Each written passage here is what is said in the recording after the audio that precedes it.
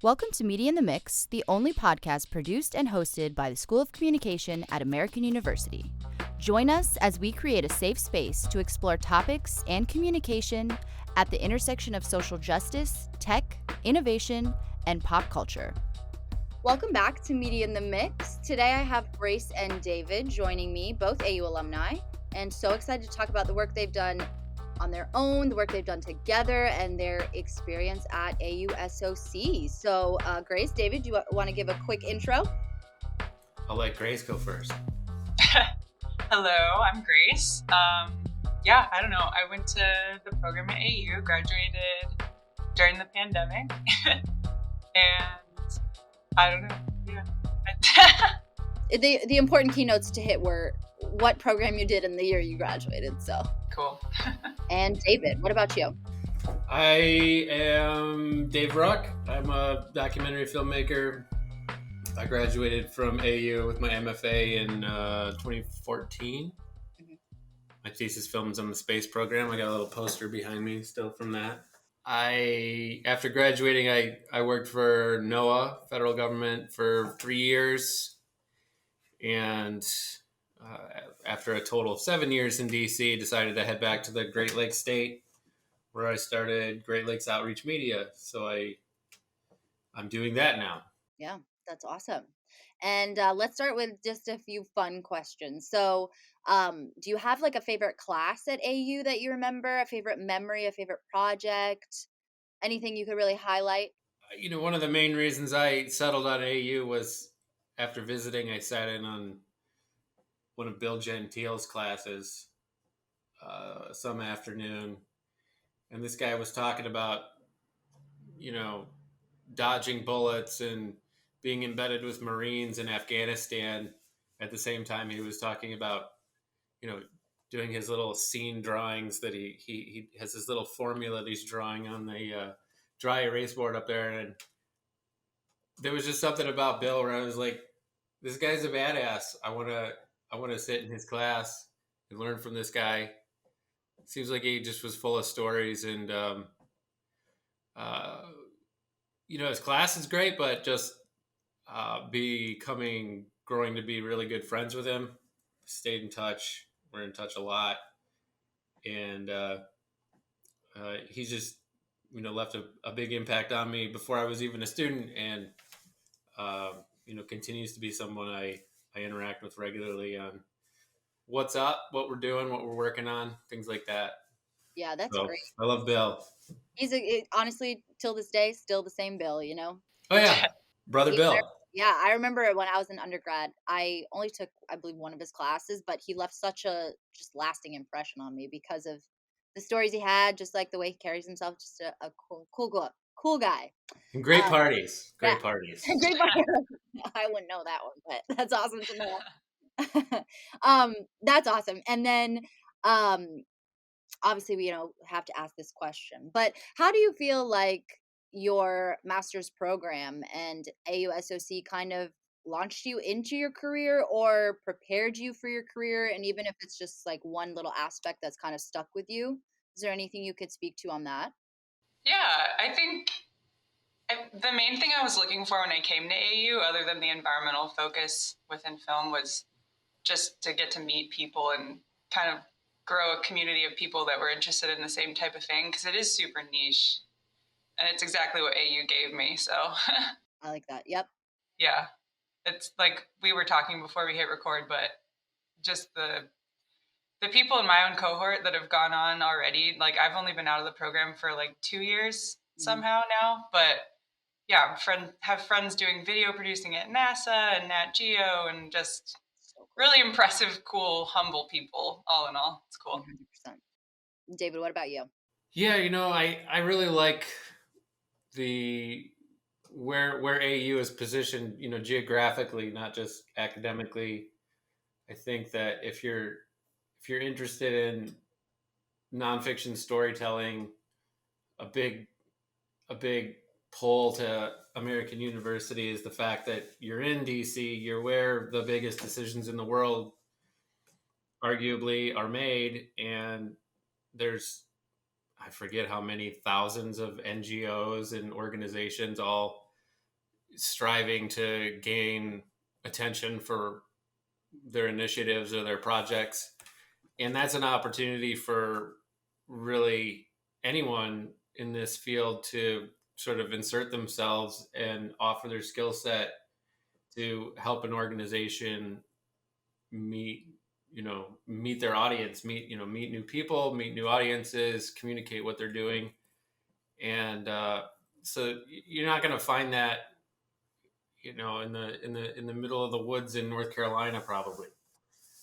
So and then a lot of universities are full of staff that went on, got their degree, got their advanced degree, and then just immediately started teaching. And from a purely academic standpoint, I'm sure that's fine. But when you're talking about an industry that requires actual, skills and experience, networking is huge.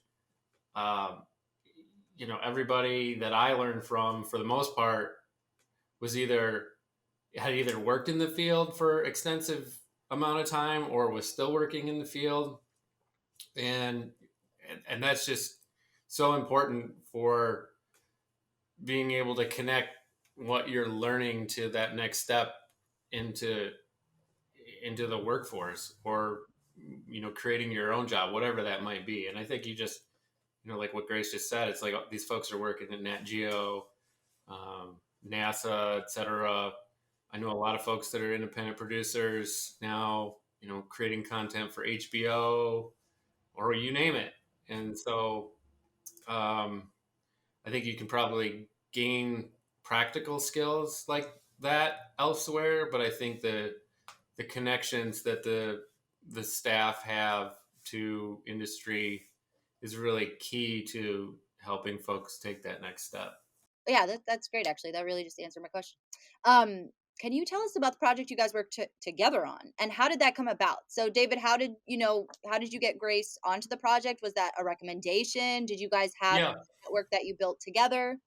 Yeah. So Grace and I did not know each other. We were separated by a few years there, and I had been working on a project about Lake Erie and had accumulated about, I don't know, 110 hours of footage, uh, interviews with scientists, characters interacting with Lake Erie farmers, farm fields, all sorts of folks. And with an editor that I work with all the time, we produced a number of short pieces for Detroit Public Television that kind of, gave us a little bit of a budget to keep getting the material that was needed. But ultimately, like, like I didn't have a mechanism or a producing partner that could help really get this thing across the finish line, and I was emotionally exhausted. But I knew that there was something there, and that's when I don't remember exactly how this conversation unfolded, but I was chatting with Maggie Stogner, uh, and I was just sort of telling her what my issue was, and she was talking about a project she was working on. I was talking about my project and how do I get it done, and she said, you really should talk to Grace, and here's Grace, and she should tell her side of the story, but um, I was a little nervous about just handing 110 hours of footage over to someone who's in school still. It seemed like if I was in Grace's shoes, I would have been like, "Are you nuts? Are you kidding me? Like, what am I gonna do with this?" And she just, I don't know, Grace. Maybe after our Zoom calls, you went away and cried or something like that. But she just seemed to be just so cool and calm and collected, and she got the job done. And um, yeah, I'm excited for wherever Grace goes from this point on. So, Grace. Yeah, I wanted to hear your side of that story. My side, I mean, yeah, COVID hit. I keep talking about COVID, but it was a big part of my grad school experience, obviously. Yeah, but I had like, I mean, 2 or 3 semesters left probably of the program. I had a full semester of classes going when COVID hit. We left for spring break and just like I never came back to campus. And so, and then I moved home for about a year and a half to save money because the city was shut down, campus was shut down. I pulled the plug on my thesis that I had spent like not a year planning, but I had a whole nother project that I had planned. And I was going to shoot it in the summer of 2020. So I pulled the plug on that, but it worked out for the best because I got to work on a much bigger project. So basically, I was kind of sitting there thinking, like, how am I going to keep my degree on track during like when all the production stuff was shut down? And then, like, literally, David just like called me one day and was like, I have a project that's in post and it's Great Lakes themed, which is I wanted that as a thesis because I'm also from Michigan and was trying to make a Great Lakes related thesis project. And for some reason, he trusted a student with the thing. And, so Well, and yeah, you got like, I feel like, and I only know the part of this, but I feel like you also got a great experience working with Zach. definitely. Yeah. It was super informative. I mean, it was great to just be able to sit with the same footage for such a long time.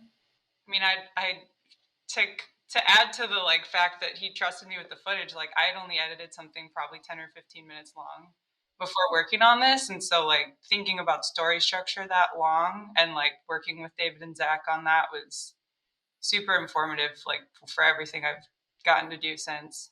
What's like your first step when you get handed 110 hours of footage? Like what is that first, what's your game plan there? Just Hopefully kind of stare at it. I relate to that.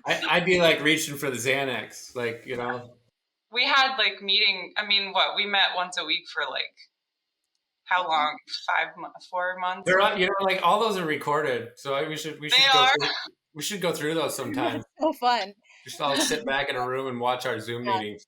it probably feels like a different person, when you're like in the stress of a project and then you remove yourself. Yeah, we were meeting like every week for a little while, and then there was like, give me some time to go be with this, and then we'll reconvene. And I think at one point, like, you just dropped like an 8-hour cut on our doorstep or something like that. Yeah, there was all this footage, and I think Zach was just like, either you or Zach was like, you should just make a timeline of like all the stuff that seems somewhat usable. And he had so much footage from, I mean, I don't know how long you filmed. I forget, like a summer or Like most of the summer, part of a fall, and I think like, there was like 1 or 2 like winter pickups, Mm. something like that. yeah. So yeah, they were just like, go through all the footage and make an export, throw it on YouTube. And they were like, it'll probably be like, I think Zach was like, it'll probably be like 9 hours long. And it ended up being like 7.5 hours worth of footage. And then they went through and watched it and helped make like what's the word? Like an outline. And Yeah. then we kind of went from there. I think like we didn't really work off of a script or a treatment. Like I think you probably, or a treatment for sure, but we didn't work off a script or, really trying to fit the thing into a show or something like that. I think, and in that respect, like I think this happened a lot more organically, which was personally how I like to work.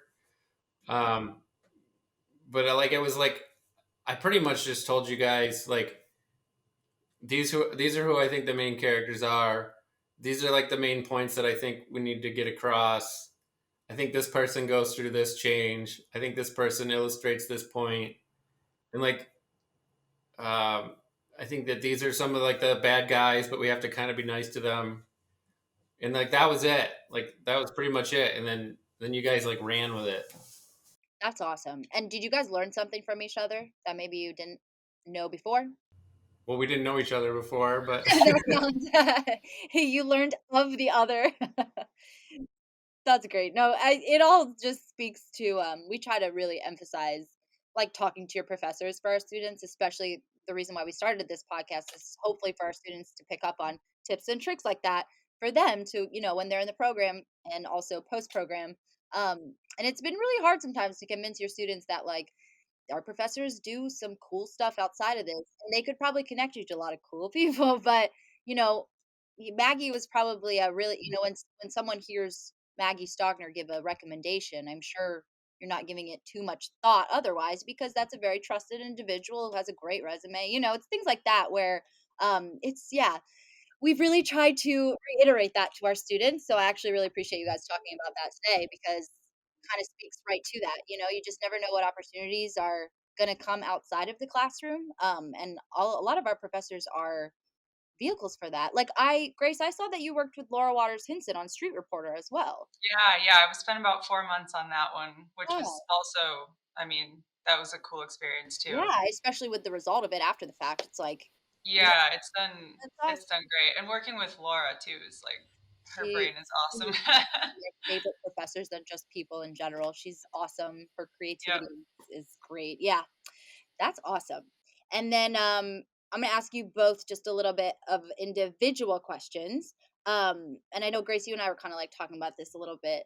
Right, we should have just zipped the entire Yeah, time. I know we should. But can you just kind of tell the audience a little bit about like what was your why? We call it like the Maggie calls it your call to action, right? Like what was your personal call to action that you follow that kind of wanted to make you go into this industry?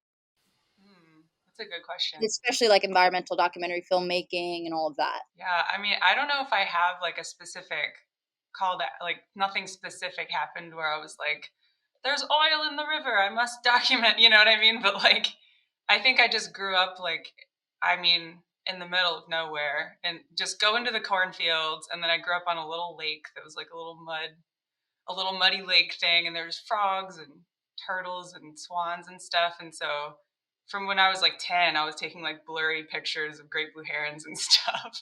And so I just, and then I went to college and I was getting into like written communication and writing annual reports and working for nonprofits. And I was like, I want to get more creative again. And I've always loved cameras. Let's go get some like official training on that kind of thing. And then I hit AU and I was just like, oh, this is great. Like week 1 of boot camp, I was like, this fits somehow. So yeah, I don't know. I think I'm kind of finding my why with each project. That's awesome. And then David. So I loved reading about you because I feel like I am your target audience in the sense of sometimes I need someone to visually show me something that I wouldn't otherwise understand in words. Does that make sense? So like someone to, take what if even scientific research or like field day research and turn it teaching someone how to turn it into something visual um is like up my alley because that's what helps me understand. I'm a very visual learner. Can you kind of speak to that in like the work that you did with Noah and like kind of just teaching people how to translate this into the world and like why that was important for you? Yeah, that's been kind of an evolution. I was never, after sixth grade, science and math became like too complicated for me to really understand. My chemistry skills are terrible. I'd probably be better at all those classes now because like would be a little more interested in them. And I think being interested is a huge part of all this. When it went from, like look at the planets to, when we add this substance to this substance and covalent and bonds and all that, like I was like, wait, what? So I really stepped away from all that, and I was actually on the path of doing like feature filmmaking. I think initially, and at a early stage, and I was still in college. A friend's aunt who worked for an environmental organization had a small grant. She knew I did video work, and she had a small grant. And she's like, "Would you be interested in telling the story of this chemical company that was in our, that polluted our lake and did all this bad stuff?" And I was totally interested in that, and it gave me the opportunity to step away from like the script writing, working with actors and all that planning that goes into that, to dive into a real, true occurrence, something that actually happened, um, and being able to spend all this time in the library and talking to photographers that had worked for newspapers that were photographing this story as it unfolded over the years. I just fell in love with that process. And that coupled with my, at the same time, like I'm obsessed with the X-Files at this stage in my life, and sort of the fear of the unseen menace, which also seemed to be similar to what we were dealing with this story about this chemical company that hatcheted all these barrels full of toxic waste, and then it just kind of goes into the soil, never to be seen or heard from again. But then it's rearing its ugly head in ways that you don't necessarily see, with increased cancer rates and people's ice makers creating ice cubes that smell a little funny. And so like the whole idea of this unseen menace in the as a storytelling element like was really kind of appealing to me. And beyond that, just the idea that human beings were, as it became clear to me, like human beings were capable of doing very damaging, lasting things to the environment, and they may not be noticeable just at a glance, And so I think, to your point about like communicating things that are hard to show on camera, like the scientific process, it, to me, the scientific process sort of has baked into it the Shakespearean 3-act structure, where you're asking a question, you go out to disprove it or prove it, and then either you get the result you expected or you learn something new. And that's a 3-act structure, and that's what we see in traditional Western storytelling. I think that the biggest challenge with like science communication, some stuff's really glamorous and glossy, and it's really easy for people to see and be able to relate to. And the science can sort of stand on its own in terms of talking about it is exciting enough. But a lot of times, um, you, you know, scientists are working in such niche areas of study that looking at the DNA structure of a particular molecule or something. And so the trick is to be able to contextualize that in a way that means something to other people. And so, like when you're working with NOAA, all this government funding is going towards this kind of research. They have to justify that every year. And so you really got to kind of step back from the particular research and put it in this broader context of, an area of study that we're learning something more about. So it could be, maybe something as basic as stomach contents of fish or something like that. That in and of itself, there's probably some people that find that interesting. But as we step back and ask, like, well, who cares?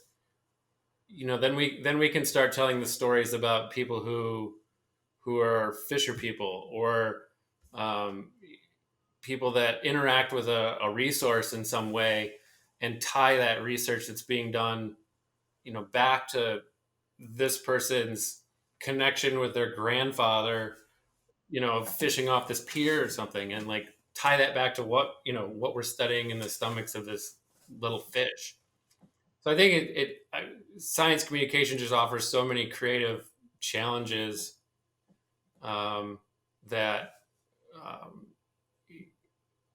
the possibilities are really only limited by your imagination. So that's why I like it, and I like knowing that at the end of the day, I'm hopefully helping scientists continue to get the funding they need to, keep exploring. Hmm. You feel like they kind of opened up to a whole new digital world through that? Because I feel like they could possibly reach different people that they wouldn't normally reach in their, like, original avenues, I guess, distribution. Well, maybe Grace has something to say about this too, but like, like next week I'm going to the International Association of Great Lakes Researchers Conference, and that's a whole lot of folks that have been professors for a long time, and you know, they're certain of the way that they've been doing things. But what you see with the younger generation of scientists is this value and understanding of communication. And Right. on a small level, maybe that's Twitter. On another level, maybe that's like Instagram stories or something where they're, showing in real time, like kind of like what the thing is that they're working on, and maybe placing themselves and their enthusiasm into the process. So I think science communication itself is becoming more common among scientists. Okay. But it's also like we're also at a time where it's kind of necessary, because there's a whole section of our population which seems to um, have a disdain for experts, and that like everybody's their own expert now. You don't need a Right. doctor. Like, you can go do your own research, kind of thing. And I think that scientists serve themselves well, and they serve their organizations well if they can sort of personalize the experience of doing science, and relate it in a way that means something to someone who may not think the way they do. Right. And Grace, do you have anything to add to that point? I mean, yeah, there's definitely, I guess, just so many different types of science communication and different types of videos and things that are needed. Like, it just depends on what you're, like, who you're speaking to and what your goal is.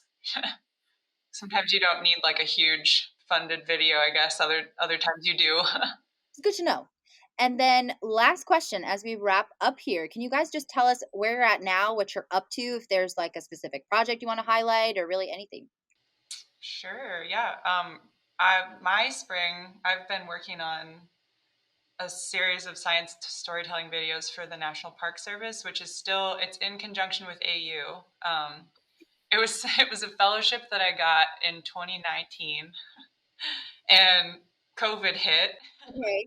I was gonna say, so what happened? Yeah, and so they rolled it on, and Maggie worked on it with me, and I was able to do it as a contractor instead of a student and build it out even more. So Are I've you working with like Sarah Gulick? no, um, not. I mean, we're not working with that office of the Park Service. We're working with the DC uh, chapter. But Okay. so I got to film. I'm working on a project about rattlesnakes in Catoctin Mountain Park, and then native plants and pollinators in Wolf Trap. And then I got to go down to the Dry Tortugas, which is off the Florida Keys, and film, which was Awesome. one of the coolest projects I've gotten to do so far. Very cool. That was very cool, and I'm excited. That one's almost done in the edit, so hopefully I can share it soon. Yeah, exciting things. And please keep us posted. We always love hearing what our alumni are up to. So, and David, what about you? A lot of bread and butter work, which is I do a lot of work with Detroit Public Television for the Great Lakes Now series that they have that gets put out to like 18 different PBS stations, I think. So there's always just a number of projects throughout the year that they call, either I pitch to them or they call me up and they're like, "Would you go shoot this?" Finishing up a project for NOAA here on using autonomous vehicles to collect data in the winter when they can't get their boats out. And big passion project that I've just kind of been casting a really wide net on is kind of building off of the Erie situation, which is very sort of a regional story, has national implications, but taking a step back and examining more broadly agriculture in America and specifically the Farm Bill, and through the language of the Farm Bill, how that's either incentivizing or disincentivizing certain ways of producing our food, while examining like the consequences of doing things a certain way, as well as like the power structure that sort of